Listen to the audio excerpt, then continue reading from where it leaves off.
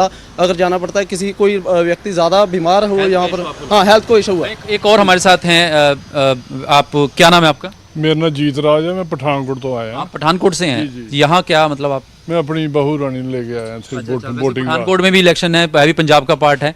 क्या मुद्दे, किन मुद्दों पर आपको लगा कि आप वोट करेंगे या लोग कर रहे हैं? यह तो नहीं मैं कह सकता कुछ भी, पर यह है कि साढ़े वाल तो ज़्यादा मैं की कहां यार, किसी पार्टी बेरोजगारी वालों, हाँ जी बेरोजगारी का मुद्दा ज़्यादा कि दुनिया ज़्यादा मतलब वेली फिर रही है, मुंडे पढ़ लिख के वेले फिरन डे ना, माँ प्यो नूं बड़ा दा।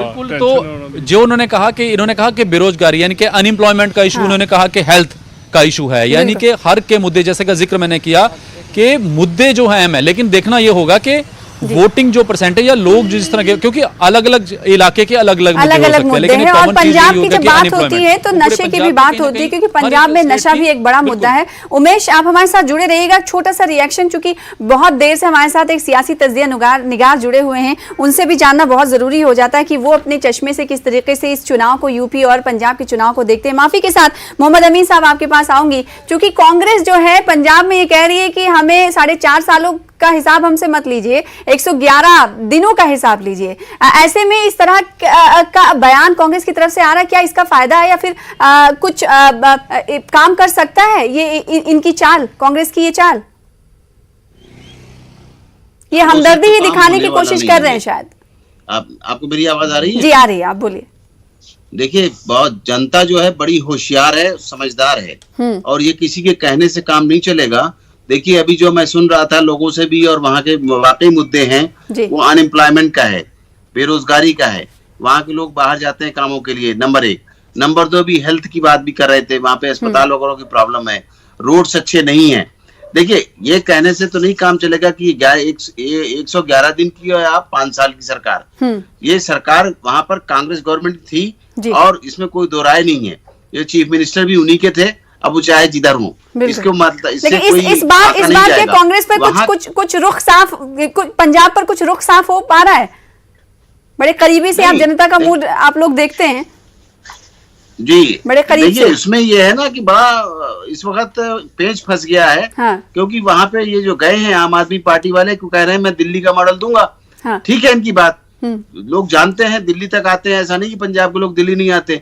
अब ये तो वक्त बताएगा, बहुत जल्दी 10 मार्च को ये पता लग जाएगा कि किनका क्या रुख था। लेकिन हाँ, उमेश के पास बेरोजगारी की वजह से वहाँ नशे की बात है और नशे की ट्रैफिकिंग भी होती है। यही कारण है कि उसमें उनको पैसे मिलते हैं जवानों को, तो जवान भी बर्बाद हो रहे हैं, अनएम्प्लॉयमेंट भी है, और उसको देखना होगा कि वहाँ डेवलपमेंट कितना हुआ है। उस बेस पे वहाँ की जनता वोट देगी। जी, किसानों का मुद्दा पूरे मुल्क ने देखा, और पंजाब के किसान भी दिल्ली बॉर्डर पर काफी महीनों तक बैठे रहे। उमेश, क्या ये किसानों का मुद्दा, चूंकि अब तो भारतीय जनता पार्टी ने कृषि कानून वापस ले लिए हैं, तो क्या ये माना जाए कि जब किसानों की चीजें वापस ले ली गई हैं तो जो नाराजगी थी वो दूर हो गई है, तो वो नाराजगी क्या वोट बैंक में तब्दील हो पाएगी, या फिर जो किसान नेता, किसान संगठन ने अपनी पार्टी बनाई है उन तमाम तक ही बस वो सीमित रहेंगे उनका वोट?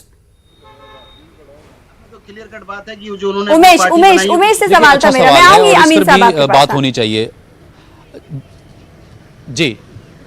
जी, ये एक अच्छा सवाल है। देखिए, जब किसान आंदोलन हुआ और तमाम दुनिया भर में उस आंदोलन की चर्चा हुई, उसके बाद जब बिल वापस लिए गए और वहाँ से आंदोलन खत्म हुआ और स्थगित हुआ, हालांकि टिकैत ये कहते रहे कि अभी खत्म नहीं हुआ, लेकिन पंजाब के जो किसानों का एक कह लीजिए कि पूरे देश में जो प्रभाव था, वो आंदोलन की कहीं ना कहीं स्ट्रेंथ थी।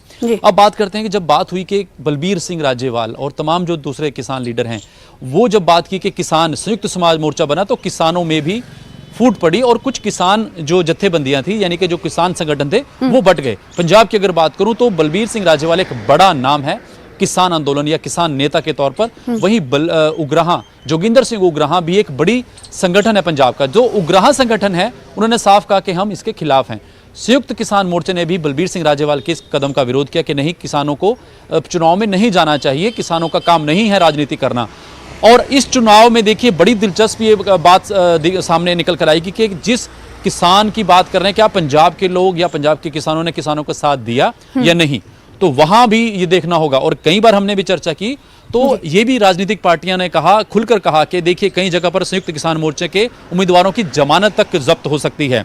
तो ये भी देखना होगा कि 10 मार्च को जब पंजाब के नतीजे आएंगे 117 विधानसभा में, तो क्या संयुक्त किसान मोर्चे के कितने उम्मीदवार जीत हासिल करने में कामयाब हो पाएंगे। और क्योंकि एक किसान आंदोलन को लेकर जो तमाम भीड़ थी, क्या वो वोट में तब्दील हो पाएगी, नहीं हो पाएगी, ये भी एक बड़ा सवाल होगा।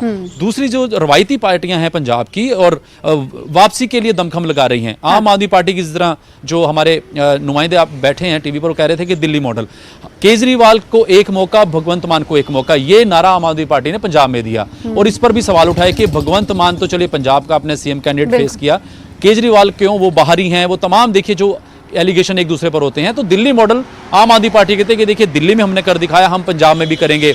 और काफी उनका कैंपेन एग्रेसिव रहा। इस बार इस चुनाव में खास बात ये भी देखी गई कि जनता से उनका मूड लिया गया और इस पर भी सवाल उठाए गए कि कौन होना चाहिए पंजाब का सीएम। आम आदमी पार्टी ने पहले किया, फिर कांग्रेस ने भी इस अमल को दोहराया। लेकिन इस इंतखाब में जो बड़े लड़ैया हैं, वीआईपी सीट्स हैं, अगर चमकौर और भदौर की बात कर ले तो सीएम चरणजीत सिंह चन्नी है, जिन्हें निशाना बनाया जा रहा है कि वो 2 सीटों से आखिर क्यों चुनाव लड़ रहे हैं। यानी वो हताश है, उन्हें पता है कि शायद एक से ना हो। इसकी वजह क्या आप जान पा रहे हैं, क्या समझ पा रहे हैं? हाँ उमेश बताइएगा।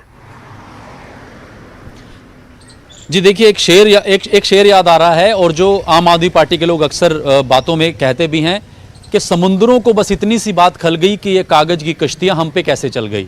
तो आम आदमी पार्टी ये कहना है कि हम तो आम लोग हैं, और ये बड़े बड़े नेता, बड़े बड़े लोग रवायती पार्टियों के, इनको ये तकलीफ है कि आम आदमी पार्टी दिल्ली में कैसे आ गए और यहाँ कैसे वापस आ रही है। जहां तक आपने 2 सीटों की बात की, देखिए हर एक पार्टी का इंटरनल सर्वे था, हर एक पार्टी को ये था, जब ये तय हो गया कि चरणजीत सिंह चन्नी ही सीएम फेस होंगे कांग्रेस के, तो उनको 2 सीटों से लड़ाया गया, चमकौर साहब और भदौड़ से। और हालांकि इसको लेकर सवाल उठते रहे हैं कि अगर एक सीट पे कुछ पोजीशन खराब है तो दूसरी सीट से जीत सकते हैं। इस पर भी लेकर सवाल उठाएगा, और कहीं ना कहीं विपक्षी भी इसी सवाल को घेरते हैं कि चरणजीत सिंह चन्नी या कांग्रेस को भरोसा नहीं था कि चरणजीत सिंह चन्नी जो उनके सीएम पद के चेहरे हैं वो कहीं हार ना जाए, इसलिए उनको दूसरी सीट पर भी उतारा जाए।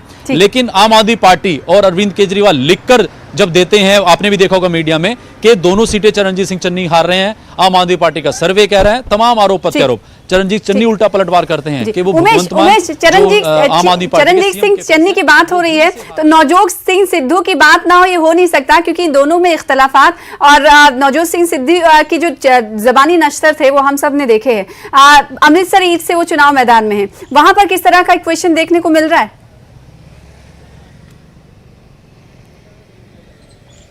जी देखिए, बहुत दिलचस्प मुकाबला। अगर हॉट सीट की बात करूं पंजाब में, तो ये अमृतसर ईस्ट हॉट सीट सबसे बड़ी हॉट सीट बनकर उभरी है, क्योंकि नवजीत सिद्धू के खिलाफ कौन उतरा है? बिक्रमजीत मजीठिया। और सिद्धू की अगर बात करें, कुछ देर पहले सिद्धू बाइट जब दी उन्होंने वोट डालने के बाद, कहा कि लोग बदलाव चाह रहे हैं, और इस पर भी कैप्टन अमरिंदर सिंह ने निशाना साधा कि सिद्धू किस बदलाव की बात कर रहे हैं।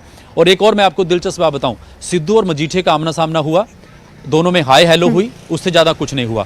रोचक मुकाबला है। आम आदमी पार्टी का कहना है कि वहां पर ना सिद्धू जीत रहे हैं ना मजीठिया जीत रहे हैं, वहां पर आम आदमी पार्टी का झाड़ू चलने वाला है। दूसरी तरफ सिद्धू ने कहा कि लोग सच्चे को चुनेंगे। मजीठिया कहते हैं कि सिद्धू नजर नहीं आए, उनका बोलने का तरीका, उनका अहंकार, अहम और जो मैं है वो उनको मार गई। तमाम एलिगेशन, लेकिन इतना जरूर आपने सही कहा, हॉट सीट इसलिए बन गई है कि नवजोत सिद्धू को कहीं ना कहीं लगा था कि सीएम फेस उनको बनाया जाए, लेकिन वो नहीं बने। इस दौरान हमने देखा कि भले ही तमाम जो सियासी पार्टियां थी वो दूसरी पार्टियों से लड़ती हुई नजर आई, कांग्रेस दूसरी पार्टियों से तो लड़ रही थी, साथ ही आपसी रंजिश भी और आपसी जो थी वो भी कहीं ना कहीं पार्टी के अंदर देखी गई, जिससे एक बिखराव भी नजर आया। तो इस बिखराव को भी समेटने की कोशिश की गई और पैगाम भी दिया गया कि वो सब साथ हैं, और एक मंच पर मौजूद होकर हाथ उठाकर हाथ पकड़कर भी एक पैगाम देने की कोशिश की गई। तो इस पैगाम को किस तरह से लिया जाएगा, ग्राउंड पर क्या इसका असर होगा, और भारतीय जनता पार्टी क्या कुछ अच्छा कर पाएगी पंजाब में, साथ ही आम आदमी पार्टी किस तरह से रेस में आगे बढ़ रही है, या फिर कहां पर वो एक्चुअल तरीके से सियासी माहिरीन क्या मानते हैं, ये भी जानना जरूरी है। बहुत शुक्रिया उमेश, ज्यादातर सीटों पर आपने अपनी राय रखी और इस वक्त किस तरह की हवा बन रही है, मिजाज क्या है पंजाब के वोटर्स का, वो भी बताया। बहुत शुक्रिया हमारे साथ जुड़ने के लिए। अमीन साहब हमारे साथ जुड़े रहे, कई सवाल आपसे भी होंगे। छोटे से ब्रेक के लिए हम रुकेंगे, ब्रेक के बाद जल्द लौटेंगे।